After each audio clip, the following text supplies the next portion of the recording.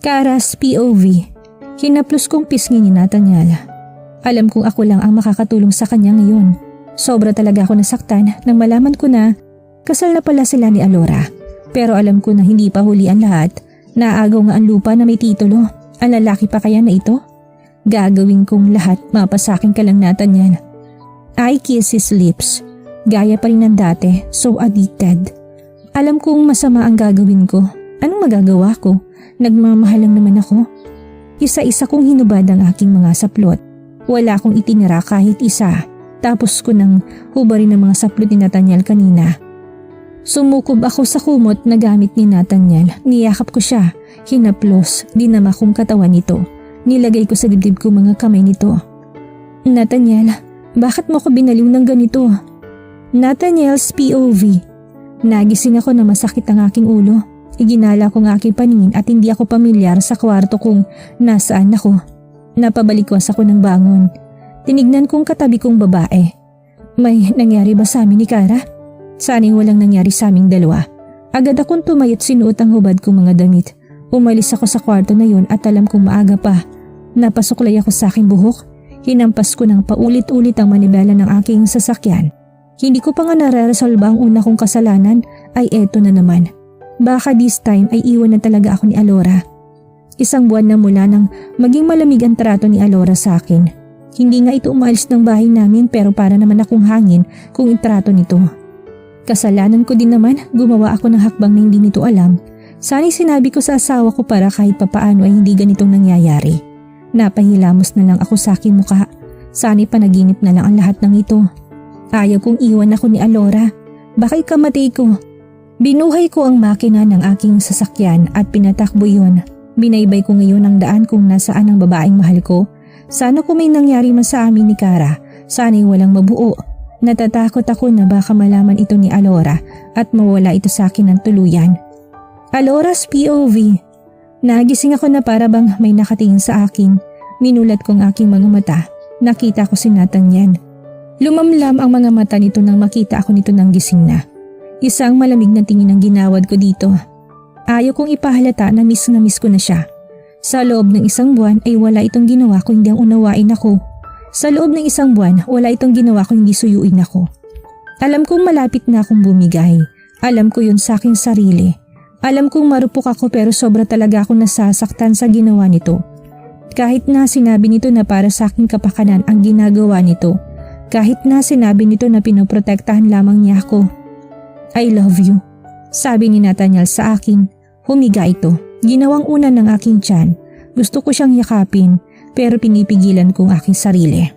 Gusto kong iparamdam dito na hanggang ngayon ay galit pa rin ako. Na hanggang ngayon ay nasasaktan pa rin ako sa ginawa nito. He kissed my tummy. Naging balisa ako. Hindi ko alam kung ano ang gagawin ko. Ito na naman ang ginagawa niya sa akin. Sa loob ng isang buwan na walang nangyari sa amin ay sobra akong nasasabik dito. At hindi ko na napigilan ang aking sarili na tanggihan ang asawa ko. Ilang beses din niya akong inangkin ng paulit-ulit. Tumihaya ako. Nakatagilid pala ito't nakatingin sa akin. I love you, sabi ni Nathaniel sa akin. Umusog ako papalapit dito, umunan sa braso nito. Nilalaro kong dibdib nito. I love you too. Balik ko dito. Nginitian ako nito't niyakap na mahigpit. Hinalikan nitong tuktok ng aking ulo. Promise me, Nathaniel, wala nang lihiman. Nanigas ito sa sinabi ko. Hindi ko alam kung bakit nanigas to. May inililihim pa ba ito sa akin? Promise me please at sasabihin mo sa akin ang lahat ng mga nangyayari. Sabi ko pa dito. Ngumiti lang to. I will, niyakap niya ako. Gumanti ako ng yakap dito. Nakatulog akong muli. Nagising ako, tanghali na pala. Buti na lang at Sabado ngayon at wala akong pasok sa school. Kung hindi baka hindi ako pumasok dahil sa sobrang sakit ng aking buong katawan. Pumasok ako sa banyo at naligo. Hinaplos kong aking katawan. Nakikita ko mga love bites ni Nathaniel. Napangiti ako dahil alam kong okay na kami ni Nathaniel. Alam kong hindi na ito gagawa na ikakasakit ko. Lumabas ako sa banyo na nakatapis ng tuwalya. Naglo-lotion na ako nang pumasok si Nathaniel sa kwarto at may dala itong tray na puno ng pagkain. Napatigil ito. I saw lust into his eyes. Umiling na lang ako. I am sore. Pagpahingahin mo naman muna ako. Tanging sabit ko dito, tumawa to. Of course, ayaw ko mapagod ang misis ko. Ngumisi to, alam ko kung ano na naman ang tumatakbo sa isip ni Nathaniel. Umiling na lang ako. Pumasok ako sa loob ng walk-in closet namin at hinugot ko ang damit ni Nathaniel. I love to wear his shirt. Nang isuot ko na ito hanggang tuhod ko ito, para nitong dress. Tinitignan ko sarili ko sa salamin. I know I am a beautiful lady. Alam ko din kaya kong paibigin ang kahit na sino. Pero sadyang na kay Nathaniel na lang talaga ang atensyon ko. Hinalikan nitong aking leeg. Niyakap niya ako mula sa aking likuran. You're so gorgeous tonight. Bulong nito sa aking tenga. Napapikit na lang ako dahil baka hindi kami makaalis ngayon. We have a dinner date ngayong gabi. Gusto nitong bumawi sa mga araw na galit ako sa kanya. Totoo naman na bumawi ito sa paraan nga lang na gusto nito. I never thought na mapapatawad ko pa si Nathaniel. Mahal ko nga talaga siya. Pinaharap niya ako. Hinawakan nitong aking mukha at inaangat yon. Hinalikan nitong aking labi. Dampi lang naman yun pero libo-libong boltahe nang binigay nito sa akin. Yun ang epekto ng halik nito sa akin. Umalis na tayo. Baka hindi ako makapagpigil at angkinin kita ng paulit-ulit. Sambit nito. Good evening ma'am, sir. Any reservation? Tanong ng isang babaeng waiter sa amin. I roll my eyes of this waiter. Masyadong malagkit ang titig dito kay Nathaniel. Yes please, reserve a table for two for the dinner date with my wife. Sabi ni Nathaniel. Napangisi ako na makitang itsura ng babae. Para ito natukan ng ahas dahil sa sinabi ni Nathaniel. This way sir, ma'am. Giniyahan niya kami sa table na pinareserve ni Nathaniel. Pagpasok pa lang namin sa loob ng restaurant ay napalingon ng lahat sa amin, even the girls na may kasama naman. Nang makarating kami sa table namin ay pinaghihila ako ni Nathaniel ng upuan. I sit down at ito namang si Nathaniel ay umupo na sa kanyang pwesto. Agad kong iginala ang paningin ko sa buong restaurant. This restaurant isn't bad. Maganda ang ambience ng restaurant at hindi masakit sa mata kung tignan. Binigay na sa amin ng waiter ang menu. Si Nathaniel ang pina-order ko. Siya nang bahala sa kakainin namin. Hindi nagtagal ay dumating ang pagkain namin. Kumain na kami. Since gutom na din naman ako, ilang minuto lang at natapos na kaming kumain. Nag-serve din sila ng isang wine. Sinalina ni Nathaniel ang baso ko at kinuha ko yon. Ininom ko ang wine na yon at sobrang sarap noon. Ibang-iba sa mga wine na natitikman ko. Nang matapos na kaming kumain ay agad nitong binayaran ang bills namin. May pupuntahan pa kami. Nasa biyahe na kami at hindi ko alam kung saan ang tungo namin ni Nathaniel. Sabi nito may pupuntahan sila at kailangan ng presensya ko doon. Inaliw ko na lang ang aking tingin sa labas ng bintana. Kahit gabi na ay masigla pa rin ang syudad. Hindi naman masama na magliwaliw minsan. Ilang oras din ang biyahe namin na makarating kami sa isang bahay. Kaninong bahay to? Tanong ko kay Nathaniel. Hinarap ko to dahil hindi ko matandaan na bumili ito ng bahay. Sa atin, sabi ni Nathaniel sa akin. Napatakip ako sa aking bibig. Hinawakan itong aking kamay at hinila ko sa likurang bahagi ng bahay. Namangha ako dahil nasa baybayin pala kami. Bumitaw ako sa pagkakahawak ni Nathaniel at pumunta sa may baybayin. Namangha ako sa ganda ng karagatan dahil gabi na ay mas lalong nagliwanag ang kapaligiran. Hinawakang muli ni Nathaniel ang aking kamay at hinila ko papunta sa isang blanket. May nakalagay doon ng mga pagkain. May wine din. Umupo kaming dalawa. Kinuha nitong wine at sinalina ng 2 baso. Ibinigay nito ang isang baso sa akin at agad ko naman tinanggap yun. Mamaya na tayo kumain ulit. Pag nagutom tayo, wine muna, sabi nito sa akin. Umupo ito sa tabi ko, lumapit ito sa akin at tinalikan ng aking balikat. Bigla isang boltaheng kuryente ang nanulay sa aking kaugatan. Did you plan this? Bulong kong tanong kay Nathaniel. Napapikit ako nang dumako ang labi nito patungo sa aking punong tenga. Hindi ko napigilan at lumabas ang ungol na kanina ko pa pinipigilan. Hinawakan itong baba ko at ibinaling patungo sa kanya. May emosyon ako nakita sa mga mata nito. His eyes full of love and adoration toward me. Sana hindi mawalang pagmamahal na nakikita ko sa mga mata nito. I love you, sabi ni Nathaniel sa akin. He kissed my lips with passionate one. Noong unay marahan ng halik nito hanggang sa sinakop na nito ng tuluyan ang aking mga labi. Ginantihan ko mga halik nito. Naglaban ang aming dila at kamay nito ay naglilikot sa aking katawan. Maaga akong nagising. Hindi ko alam kung ilang beses namin inangkin ang isa't isa kagabi. Talagang pinagsawa namin ang aming mga sarili. Nandito pa rin kami sa rest house. Good morning, bati ni Nathaniel sa akin. He gave me a kiss.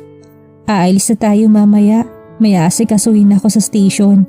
Sabi ni Nathaniel sa akin. Ngumuso ako. Gusto ko pa dito eh. Ungot ko kay Nathaniel. Babalik tayo dito. Pupunuin natin ng mga memories ang bahay na to. Pumayag na lang ako. Nangako naman itong babalik kami ditong dalawa kapag maluwag na ang schedule namin. Binaybay namin ang daan pa uwi sa aming bahay. Alam ko na magiging masaya ang susunod na pagpunta namin sa rest house na yon. Nakarating kami sa bahay. Bumaba kami tagad na pumunta si Nathaniel sa kwarto namin para mag-shower. Pumasok ako sa kwarto namin at lumabas naman si Nathaniel na tanging tuwalya lang ang saplot nito sa katawan. Biglay parang nag-init ang aking pakaramdam. Kaya dali-dali akong pumasok sa banyo at itinapat ang aking hubad na katawan sa shower. Lumabas na ako nang matapos akong maligo. Tahimik na ang buong kwarto at wala na si Nathaniel. Siguro umalis na ito. Pumunta ako sa drawer ko at binuksan yon. Nakita ko isang pad ng pills na hindi ko man lang nagalaw. Bigla akong nabahala. Ito yung mga araw na nag-away kami ni Nathaniel.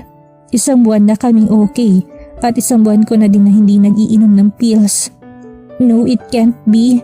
Hindi ako pwedeng magbuntis muna hanggat hindi pa ako tapos sa aking pag-aaral. Gusto ko makapagtapos muna. Nathaniel's POV. Isang buwan na mula nang maging okay kami ni Alora. Araw-araw ay may nangyayari sa aming dalawa. Hindi naman ako nababahala na mabuntis to. Dahil gumagamit ito ng pills. Kung ako ang tatanungin ay ayaw ko itong gumamit ng pills. Pero ayaw pa nito magbuntis. Nasa loob ako ng opisina ko nang may hindi inaasahan na bisita ako. Kumunot ang noo ko. Isang buwan na din mula nang hindi ko ito nakita.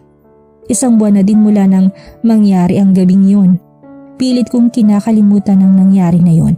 Pero sumasagi sa aking isipan ang nakangiting si Alora. What do you want, Kara? Tanong ko dito. May lungkot sa mga mata nito para bang may dinaramdam to. We need to talk, sambit dito. Wala na tayong dapat pag-usapan, madiin kong sambit dito. Meron, Nathaniel. I am pregnant, Nathaniel, at ikaw ang ama. Nalaki ang mga mata ko. Bigla akong kinabahan at namutla sa sinabi nito. Natatakot ako sa maaaring mangyari. Kaayos lang namin ni Alora at ngayon ay may darating na naman. Napatayo ako dahil sa sinabi ni Kara. Ano bang pinagsasabi mo? Hindi akong ama na dinadala mo.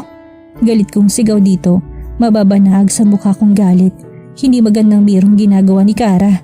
Ikaw ang ama, Nathaniel. May nangyari sa atin. Noong gabing lasing na lasing ka, akong nakasama mo sa halip na si Alora. Sabi nito sa akin.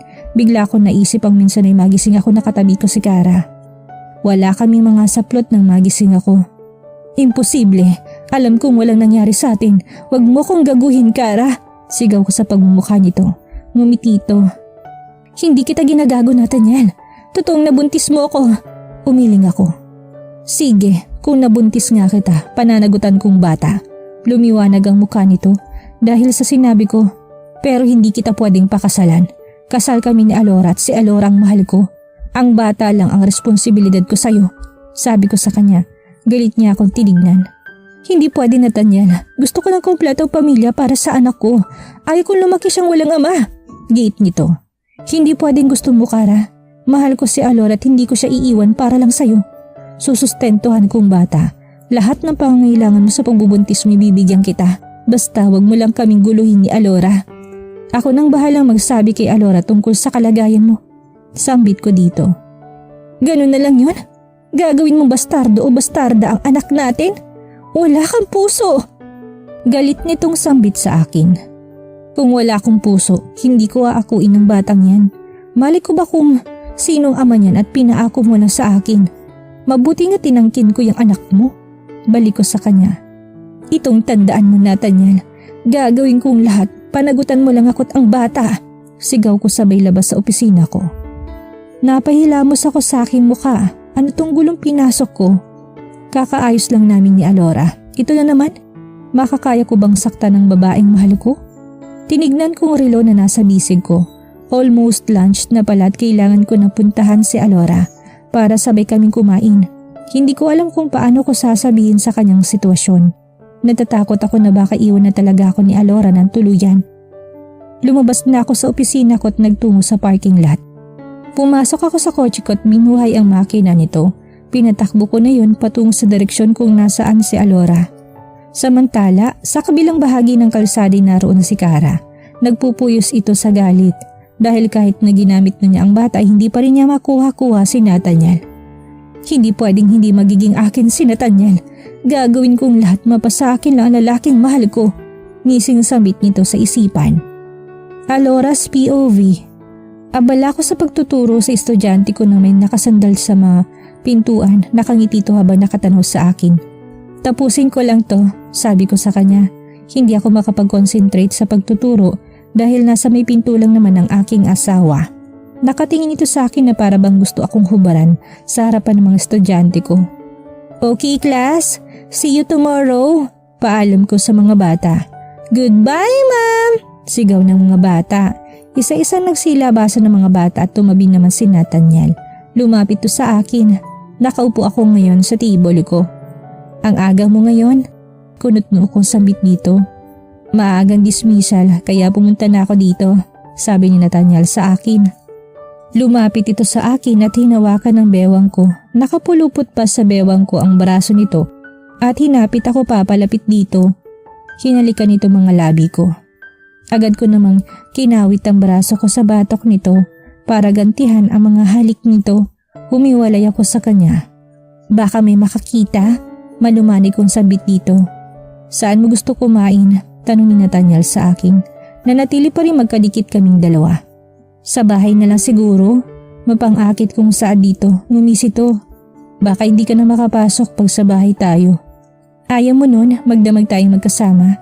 Mas lalo pa ako nitong hinapit at ramdam ko ang galit nitong alaga na sa may puson ko. Feel that? Ginagalit mo. Alam mo ba yon? Hindi ko alam na magagalit siya.